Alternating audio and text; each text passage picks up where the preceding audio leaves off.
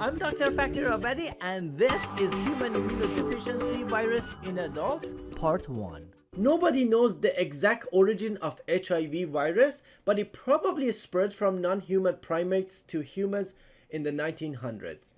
If you don't treat HIV, an infected person typically progresses to death over a period of 10 years. So it's a very deadly disease. And it primarily affects men who have sex with men, which we call MSM, people who inject drugs, people in prisons and closed settings, sex workers, transgender people, and of course infants of HIV positive mothers. Now it is important to keep in mind that HIV is not transmitted by air or water, with saliva, sweat, tears, or closed mouth kissing, insects or pets, or sharing toilet food or drinks. Another important thing to keep in mind is that women have been historically underrepresented in clinical studies. This is an important thing to point out in Journal Club. And in the US, about 25% of HIV infected patients are women. Now let's take a look at the HIV prevalence worldwide in the United States and in California. So in the left-hand side, we can see a figure of prevalence of HIV worldwide. So on the y-axis, we are looking at the number of cases, millions of people. So there are 39 millions of people worldwide living with HIV. And when you compare it with some of the other conditions, you can see 58 million people live with Hep C virus, whereas 296 million with Hep B, and 463 million people with type 2 diabetes. In the United States, about 1.2 million people live with HIV, 2.4 million with Hep C, and 2.2 million with Hep B, whereas 37 million people with type 2 diabetes. And in California, those numbers are about 140. Now, these numbers are in thousands of people. So 140,000 people live with HIV, 320 with Hep C, and about 4 million people with diabetes. So in general, you are more likely to encounter patients with diabetes in the clinic than you are to see patients with HIV or Hep C, unless you are working in HIV clinic or immunosuppressive clinic. Now here in the right hand side, I have listed the top 11 counties with HIV, with the highest HIV prevalence. So LA County, San Diego County, and San Francisco County are in the top 3 with the highest prevalence of HIV cases. Now, when we look at the estimated new HIV diagnosis in the US, estimated from 2022, we can see that about 67% of cases were in men having sex with men, so either gay or bisexual, and about 22% of new cases were in heterosexual individuals, and 7% in people who inject drug. In regards to gender, the large majority of new cases were in men, 79%, with 18% in women, and about 3% in transgender men or women. And when it comes to ethnicity, we can see that the large majority of new cases are in minorities, so either Black or Hispanics, together make up about 2/3 of new cases. And when it comes to age, you can see that the number of new HIV diagnoses were highest among people aged 25 to 34. In fact, more than half of the cases, about 56% of new HIV diagnoses, were in people aged between 13 and 34 years of age. Now, let's take a look at the HIV virus itself. The HIV virus is a retrovirus, and a unique capability of it is that it's able to integrate its DNA into the host genome.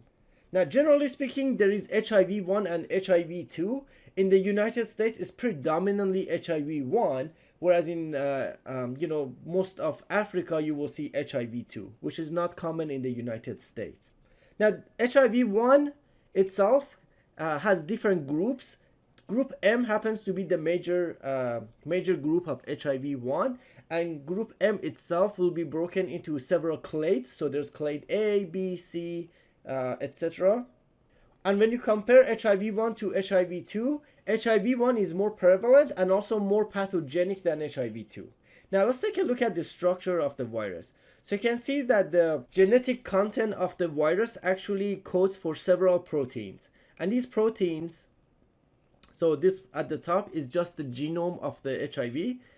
So different genes will code for different proteins. And every protein has a crucial function for the virus. So in the structure, you can see that there are some proteins that are structural proteins, like envelope proteins. So they have a very important function when it comes to cell entry. So these proteins need to bind to the host cell. And also there are a few enzymatic proteins. So for example, one of the important ones is the RT or reverse transcriptase.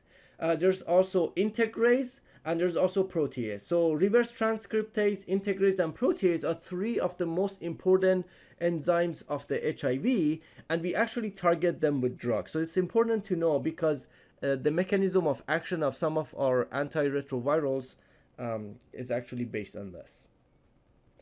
The first learning objective is describe the HIV life cycle and the mechanism of action of antiretroviral agents. HIV virus primarily affects the CD4 T cells. So CD4 T helper cells are a very important part of the immune system in the human body. So let's start here. When the virus finds a CD4 T cell, the first thing it does is that it's going to attach to the CD4 receptor. So some of those envelope proteins, they actually detect the CD4 receptor. And this process is called attachment, and we also have drugs, some drugs that will inhibit the attachment, called attachment inhibitors. Now, the binding of these envelope proteins to the CD4 receptor alone is not sufficient for cell entry. So the virus also requires co-receptors. And these co-receptors are either CCR5 or CXCR4. And this depends on the virus. So some viruses prefer CCR5 and some viruses prefer CXCR4. And this is referred to as tropism. So once the virus bonds to the CD4 receptor and the co-receptor together, then the virus will actually be able to fuse and enter the cell. This process is called fusion, and we also have some drugs that block this process, referred to as fusion inhibitors. Once the virus fuses, the content of the virus will go inside the cell. So inside we have genetic material, and we have some of those enzymes that came with the virus. So for example, reverse transcriptase is one of the important ones.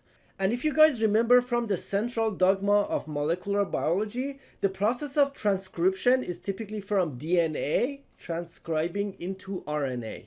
And the reason this enzyme is called reverse transcriptase is because the material that comes with the HIV is actually in RNA form, and reverse transcriptase will convert that RNA into DNA. So it goes from RNA to DNA. So it's in reverse. And what this enzyme reverse transcriptase does is that it will use nucleotide. So natural nucleotide that are in the host cell will be utilized in order to form this DNA. So we can actually target this with two classes of drugs.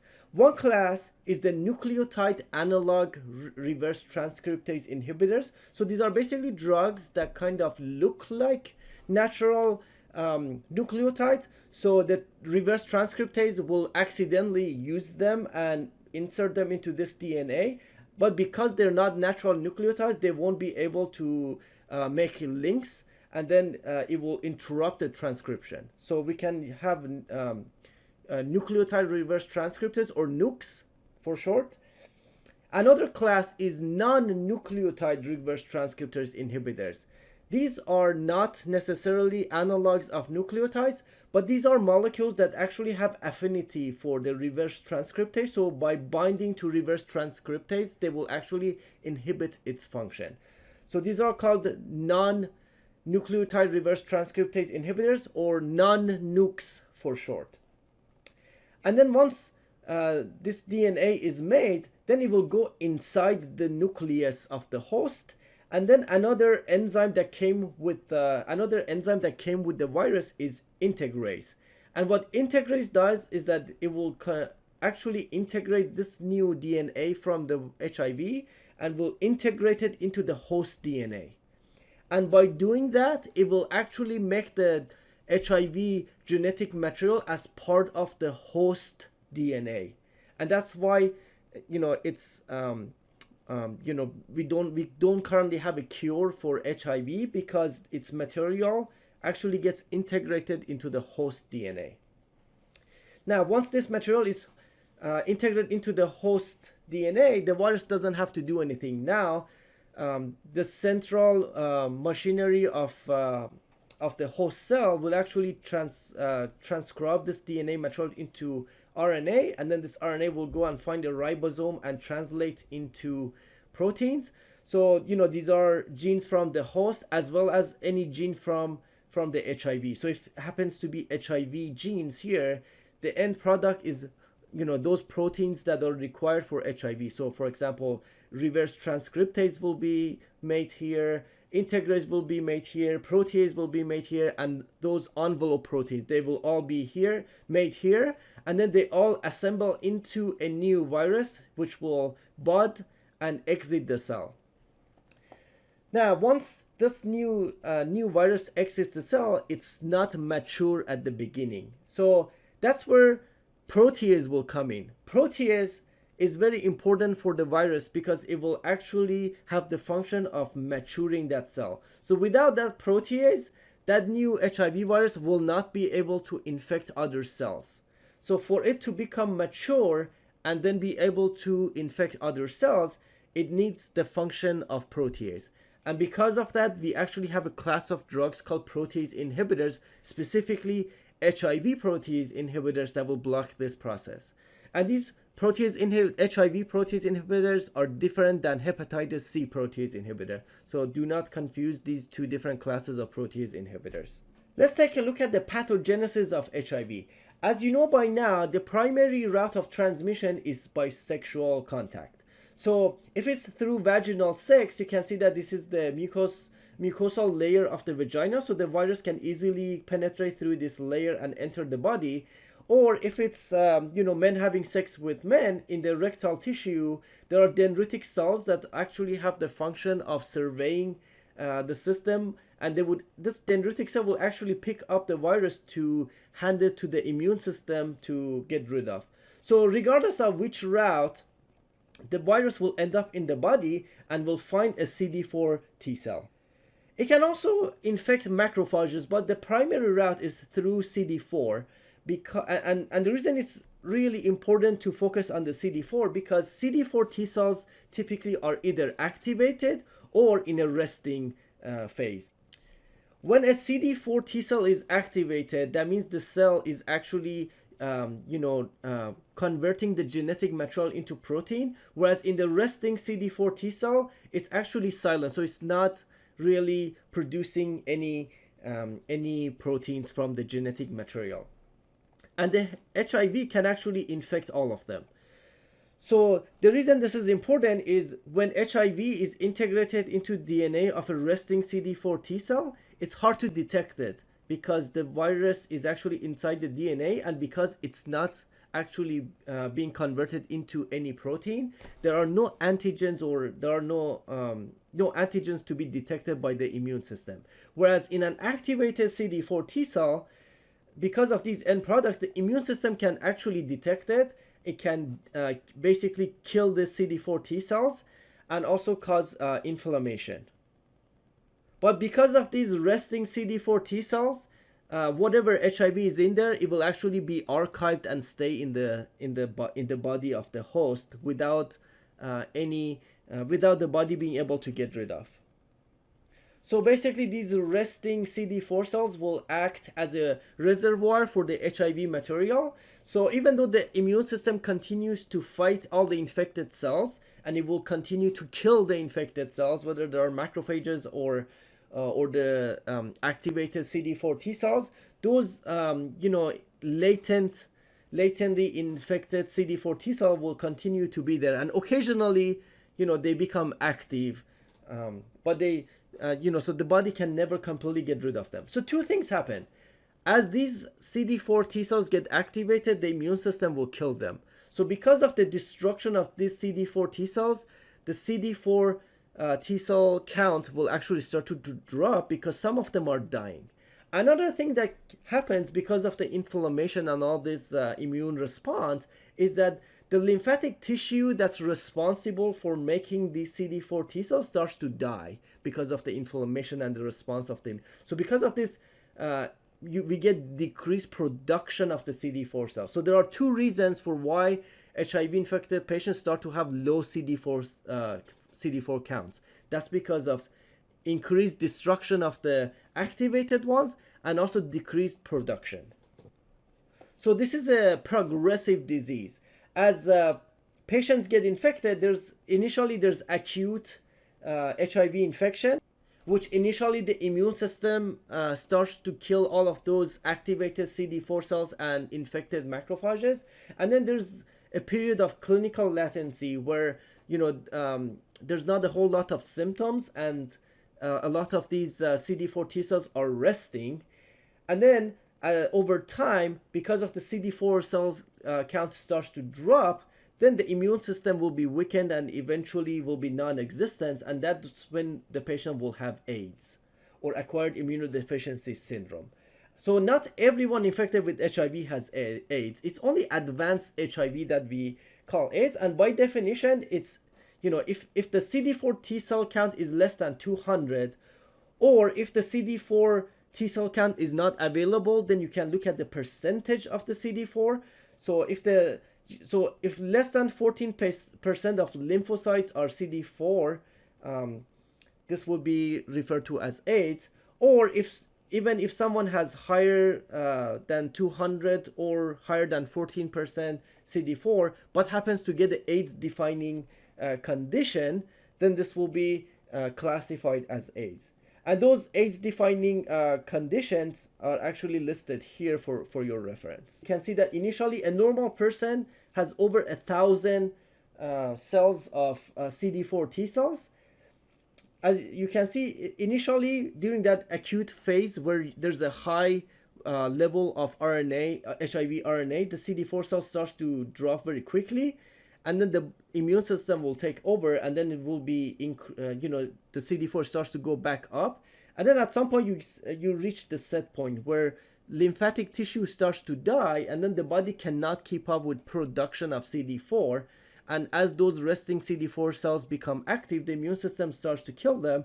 So you can see that over a few years, the CD4 count starts to drop and drop and drop. And then once it goes less than 200, that's when really, we say that the patient has AIDS, and they start to get these opportunistic infections that will kill the patient.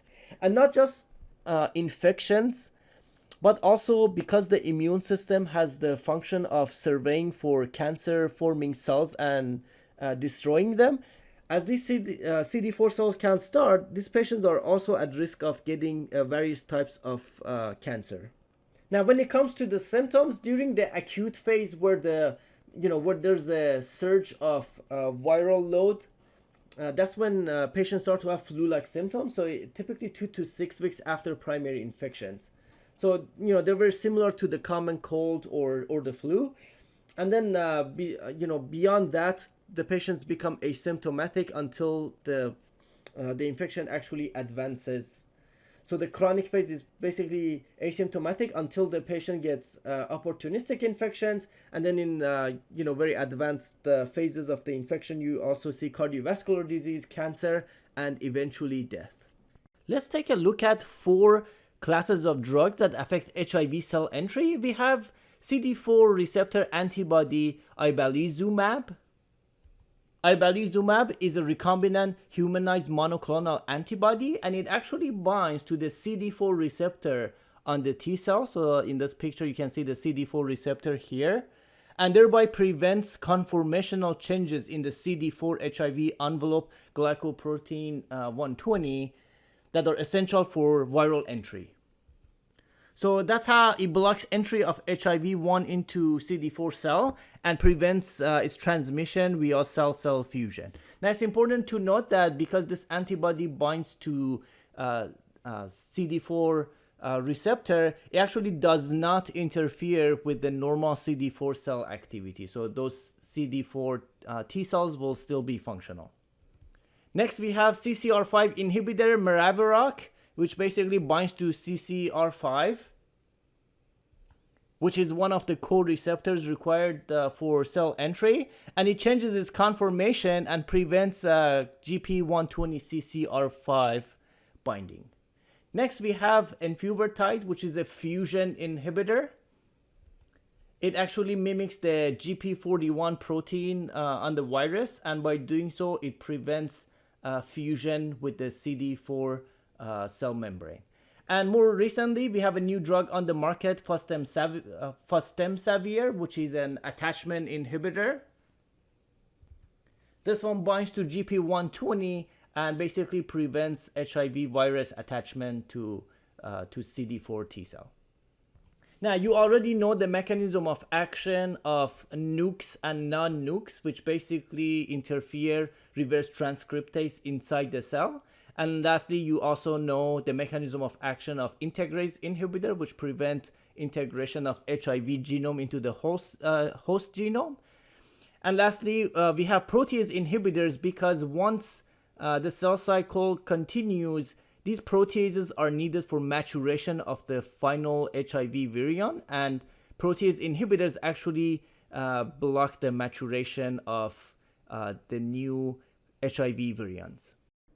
Now, in December of 2022, the FDA approved lenacapavir, which is a unique antiretroviral agent because it has a multi-stage mechanism of action. So essentially, it is considered a capsid inhibitor. So it binds to two neighboring subunits of the HIV capsid protein. So the capsid is inside the envelope, and it essentially inhibits the capsid-mediated nuclear uptake of pre-integration complexes, so it prevents integration into the DNA. But also, if by the time the drug is taken, the HIV DNA has already been integrated, it can act by inhibiting virion production and proper capsid core formation. So it has three different mechanisms of action, and it is FDA approved in combination with other antiretroviral agents for treatment of highly treatment experienced patients who have multi-drug resistant HIV infection, failing their current ART due to resistance, intolerance, or safety consideration.